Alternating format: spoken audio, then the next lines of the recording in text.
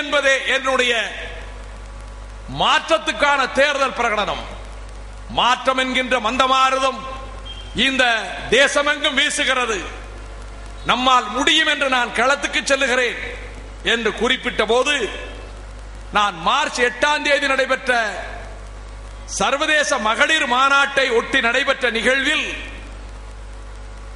இந்த வார்த்தைகளை வரவேற்று, கிழக்கே உதிக்கிற ஆதவன் மேற்கே உதித்தாலும் உதிக்கலாம், ஒரு நீக்ரோ இந்த நாட்டினுடைய குடியரசுத் தலைவர் ஆக முடியாது என்கிறார்களே, உலகம் ஒரு அதிசயத்தை சந்திக்க போகிறது.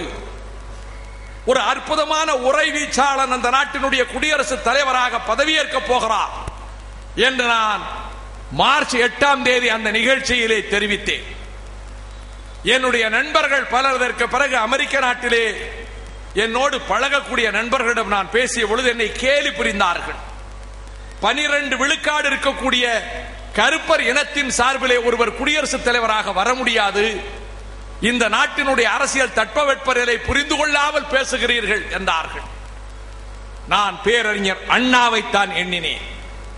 இந்த காஞ்சி எங்களுக்கு தந்த, தமிழர்களுக்கு தந்த தமிழ் தாயின் தலைமகன் சகாப்தமான பேரறிஞர் அண்ணா அவர்கள், அவர் 66ஆம் ஆண்டு 67 பொதுத் தேர்தலுக்கு முன்னே ஆண்டில் இதழில் வாரந்தோறும் எழுதுகிற பொழுது வெள்ளை மாளிகையில் என்ற தலைப்பிலே 11 வாரம் எழுதினார். இர்விங் வேலஸ் என்ற அற்புதமான நாவலாசிரியர் எழுதிய மனிதன் என்கின்ற தலைப்பிட்ட அந்த புதினத்தை மையமாக கொண்டு, ஒரு கருப்பர் இனத்தை சேர்ந்தவன் வெள்ளை மாளிகையிலே குடியரசுத் தலைவராக பதவியேற்கிறான் என்கின்ற கற்பனையை கொண்டு இந்த புதினம் எழுதப்பட்டிருக்கிறது தம்பி என்று அந்த கருப்பருக்கு ஏற்படக்கூடிய, அந்த நீக்ரோ இனத்தை சேர்ந்த ஜனாதிபதியாக பொறுப்பேற்றுக் கொண்ட டக்ளஸ் டில்மனுக்கு ஏற்பட்ட துயரங்களை, சோதனைகளை, அறைகூவல்களை அவர் விவரித்தார். அண்ணா மறைந்து விட்டார். ஆனால் முடியும், நம்மால் முடியும் என்பதை நிரூபித்து காட்டிய அந்த சொற்களை இந்த மாநாட்டிலே, மாநாட்டினுடைய தலைப்பாக தந்திருக்கிறீர்கள். ஆனால் அரிமா சங்கத்தினுடைய குறிக்கோள் என்பது நாங்கள் சேவை செய்கிறோம், பிறர் துயரத்தை தணிப்பதற்காக சேவை செய்கிறோம், பொங்குகிற விழிநீரை துடைப்பதற்காக நாங்கள் பணியாற்றுகிறோம். We serve. கண்ணீர் இல்லாத முகங்கள் உலகிலே இல்லை, சஞ்சலம் கொள்ளாத நெஞ்சங்கள் உலகிலே இல்லை, துன்பங்களில் பிடிபடாத மக்கள் இல்லை. பசியா, வறுமையா, அல்லது பிறவியிலேயே அங்கங்களினுடைய புலன்களை இழந்துவிட்ட துயரத்தால், அல்லது ஓராண்டு கழித்தோ ஈராண்டு கழித்தோ திடீரென்று ஏற்படக்கூடிய உடல்நலக் குறைவால், விபத்துக்களால் புலன்களின் சக்தியை இழந்து விடுகிற துயரத்தை போல, இந்த துன்பங்கள் நிறைந்திருக்கக்கூடிய இந்த மனித குலத்தினுடைய கண்ணீரை துடைப்பதற்கு நாம் ஒன்றாக இணைந்து பணியாற்றுவோம், ஒரு கூட்டு அமைப்பாக இணைந்து பணியாற்றுவோம், சேவை செய்வோம், நம்முடைய அறிவை, ஆற்றலை பிறருக்கு பயன்படுத்துவோம். மனிதாபிமானம் என்பதனுடைய அடிநாதம் அதுதான் என்ற குரலை தந்தவன் தான் மெல்வின் ஜோன்ஸ். 1879 ஜனவரி 13 ஒரு நதிக்கரையிலே அரிசோனா மாநிலத்திலே பிறந்த மெல்வின் ஜோன்ஸ், ஒரு படைமுகத்து தளபதியினுடைய மகனாக பிறந்த மெல்வின் ஜோன்ஸ்,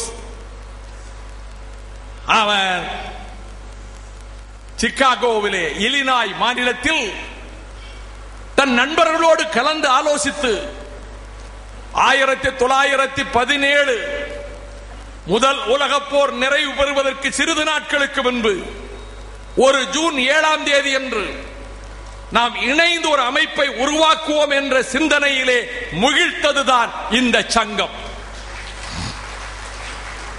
அந்த வருடத்தினுடைய அக்டோபர் மாதம் 8, 9, 10 தேதிகளிலே அவர்கள் ஒன்றாக சேர்ந்து லசால ஹோட்டலிலே இதற்கான ஆரம்ப கூட்டத்தை நடத்துகிற பொழுது இந்த அமைப்புக்கு என்ன பெயர் வைக்கலாம் என்று விவாதம் வந்தது.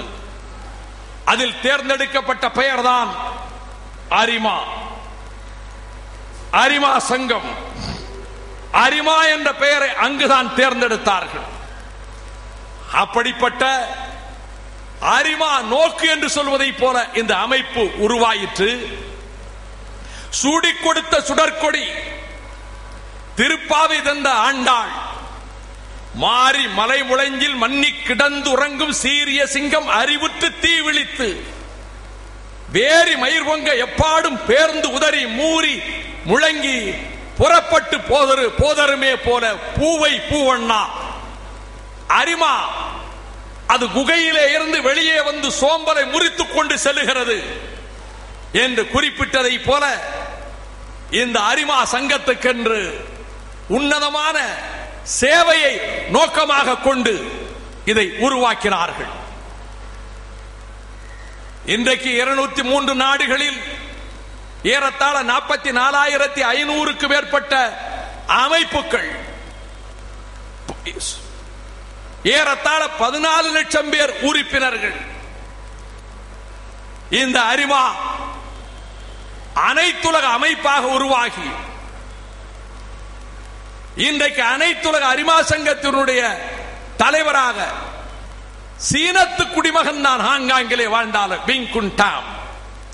அவர் 95வது தலைவராக இன்றைக்கு பன்னாட்டு அரிமா சங்கத்தினுடைய தலைவராக இருக்கிறார். ஆக நாடு கடந்து, மொழி கடந்து, மதம் கடந்து, எல்லை கடந்து மனித நேயம் என்ற இந்த பரந்த பிரபஞ்சத்தினுடைய அனைத்து மக்களுக்கும் மனித குலத்துக்கும் சேவை செய்யக்கூடிய அமைப்பாக இந்த அரிமா சங்கம் உருவாகி இருக்கிறது. இந்த இந்திய உபாகத்திலே அரிமா சங்கத்தை தொடங்கிட வேண்டும் என்று ராணுவத்திலே பணியாற்றிய ராபர்ட் வில்லியம் அவருடைய முயற்சியின் காரணமாக 1956ஆம் ஆண்டு பிப்ரவரி மாதம் 3ஆம் தேதி இந்திய நாட்டினுடைய தலைநகர் டெல்லியிலே தொடங்கலாம் என்று வருகிற பொழுது அடர்த்தியான பனிமூட்டத்தின் காரணமாக அந்த விமானம் தரையிறங்க முடியாமல் வேறு வழியின்றி மும்பை நகரத்துக்கு அந்த விமானத்தை செலுத்தி மும்பை நகரிலே விமானம் இறங்கியதற்கு பிறகு அறிவித்த நாளிலே ஆரம்பித்து விட வேண்டும் என்று 22 பேர் சேர்ந்து நிசோர் பண்டோல் அவருடைய தலைமையிலே மும்பை நகரத்திலே இந்த அரிமா சங்கம் தொடங்கப்பட்டது. அதே திங்களில் ஏறத்தாழ 8 நாள் கழித்து 11ஆம் தேதி டெல்லியிலே தொடங்கப்பட்டது. சரியாக ஒரு வருட காலம் கழித்து 1957ஆம் ஆண்டு செப்டம்பர் 21ஆம் தேதி தமிழகத்தின் தலைநகரமாகிய சென்னை மாநகரத்திலே அரிமா சங்கம் தொடங்கப்பட்டது.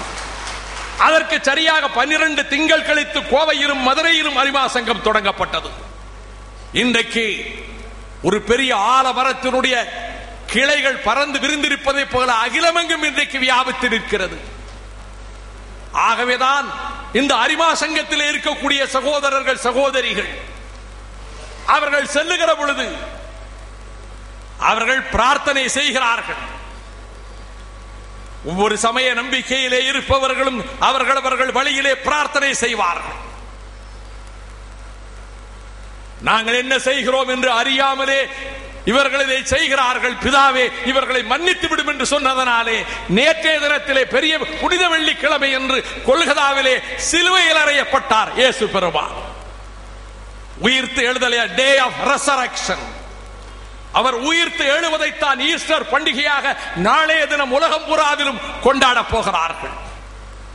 அதை போல பிரார்த்தனையை தொடங்குகின்ற போதே அரிமா சங்கத்துக்கு செல்லுகின்றவர்கள், நான் என் அரிமா சங்கத்துக்குள் நுழைந்தேன், அந்த மேஜையிலே அமர்ந்து நான் ரொட்டியை பகிர்ந்து கொண்டுகிறேன். when I break my bread, அப்பொழுது நான் ஆண்டவனுக்கு கோடிக்கணக்கிலே நன்றியை தெரிவிக்கிறேன். I offer million thanks to Almighty God. நான் என்னை படைத்தவனுக்கு கோடானு கோடி நன்றியை தெரிவிக்கிறேன். எனக்கு என்ன மகிழ்ச்சி என்றால் இங்கே இந்த நண்பர்களை சந்திக்கிறேன், அவர்களோடு அளவலாவுகிறேன், இனிய கானத்தை கேட்கிறேன், அழகிய நடனத்தை கண்டுகளிக்கிறேன், அற்புதமான உரைகளை கேட்கிறேன், சிந்தனையாளர்களுடைய அறிவியன பாய்ந்து வருகின்ற ஆற்றல் மிக்க பேச்சுக்களை கேட்கிறேன்.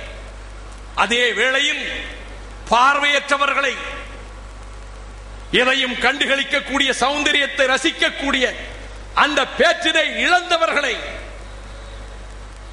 அந்த இயற்கையிலே துன்பத்தை துரதிருஷ்டசாலிகள் என்று சிலர் சொல்லலாம், அப்படிப்பட்டவர்களுக்காக வாழ வேண்டிய வாய்ப்புகளை இழந்து தவிக்கின்றவர்களுக்காக அவர்கள் துயரத்தை போக்குவதற்கு என்னை நான் ஒப்படைக்கிறேன். என் தேசம் சிறக்கட்டும் என்ற உணர்வோடுதான் அரிமாக்கள் தங்களுடைய கொள்கையை வகுத்துக் கொள்கிறார்கள். ஒரு அர்ப்பணிப்பு இருக்கிறது. நம்